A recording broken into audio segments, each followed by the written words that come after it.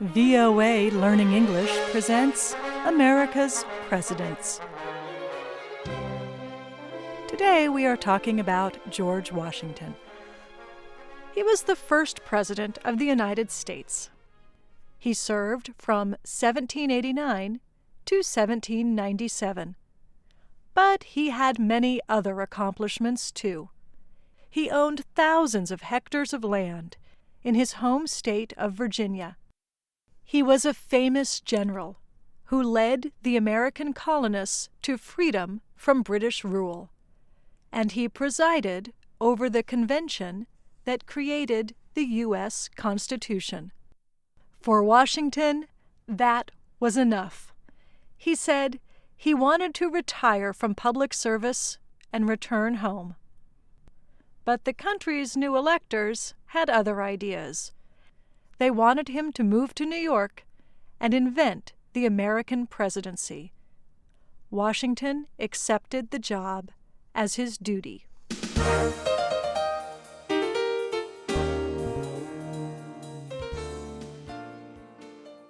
Washington was sworn in as president in 1789. At the time, a truly United States was still just an idea. Americans were unconnected groups. They came from different countries, had different religions, and spoke different languages. For example, a quarter of the people in the state of Pennsylvania spoke only German. Doug Bradburn is the founding director of the Washington Library at Mount Vernon. He says, when Washington took office, the country was fragile. The chances that it would even survive were probably very, very slim. Bradburn explains that Washington had to establish social and political unity. But the Constitution did not say how the president could do that. So, Bradburn says, Washington invented the job for all future presidents. He established a group of advisors called the Cabinet, as well as the nation's official money.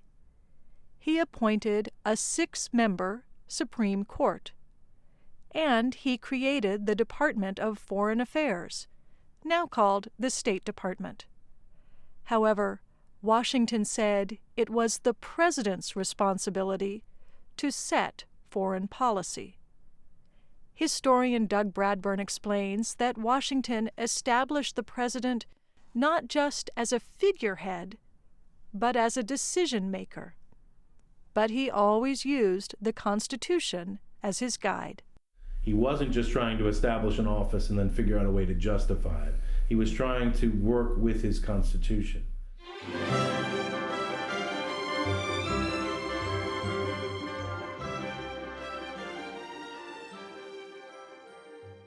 George Washington was born in 1732 in the colony of Virginia. His father died when George was 11 years old. As a boy, he learned reading, writing, and math. Then he worked as a land surveyor in western Virginia. Historian Joseph Ellis points out that Washington did not have a formal education. Instead of going to college, Ellis says, Washington went to war. He fought against the French and Indians as a British Army officer. That experience informed Washington's worldview. Ellis describes the first president as a realist. At the same time, Washington was a very passionate man with extremely strong emotions. He was known to get angry, but he showed his temper to only a few people. Washington not only acted like a great leader, he looked like one. George Washington stood about 1.9 meters tall. That was a head taller than the average man of his time. He was very strong and very graceful. He was known as one of the best horseback riders and best dancers in Virginia. But he had a problem: bad teeth. Unlike his wife, Martha, who was known for her lovely smile, George Washington began losing his teeth in his 20s. When he was sworn in as president, he had only one tooth left.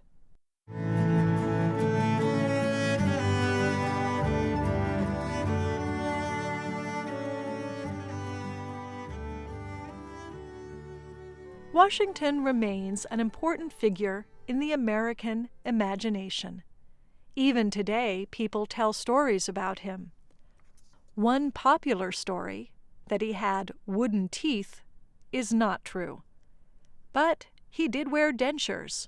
They were made, in part, from hippopotamus ivory. And he did not chop down a cherry tree as a child, and then admit it by saying, "I cannot tell a lie." In fact, historian Joseph Ellis says, Washington lied many times.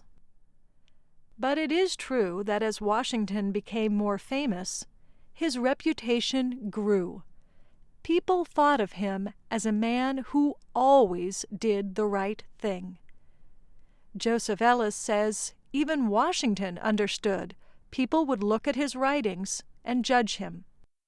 Washington went from being a man to a monument.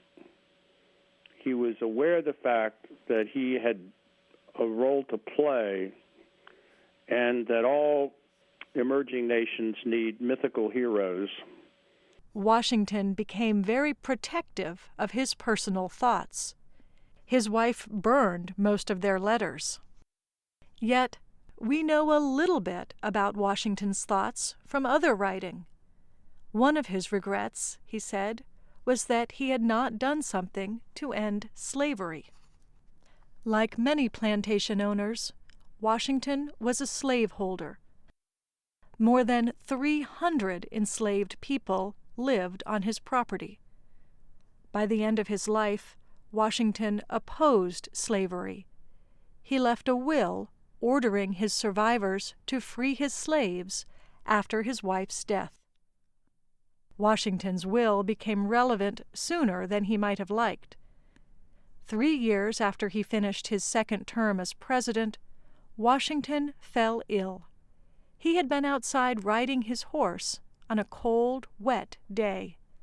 When he came home, he complained of a sore throat. Over the next 2 days, his condition became worse. On December 14th, 1799, he died in his bed, surrounded by his wife, enslaved maids, and friends. He was 67.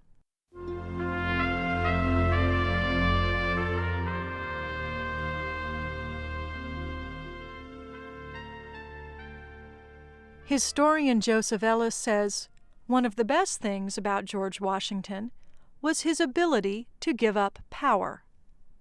At the end of the Revolutionary War, General Washington surrendered his sword. And at the end of his administration, President Washington simply returned home. You could trust Washington with power because he was so conspicuously willing to give it up. Doug Bradburn says Washington was the right man at the right time. Bradburn, like many historians, calls George Washington the indispensable man. In other words, Washington was essential to the American experiment in self-government. He made ideas about American freedom real, and he showed that even the president would operate under the rule of law.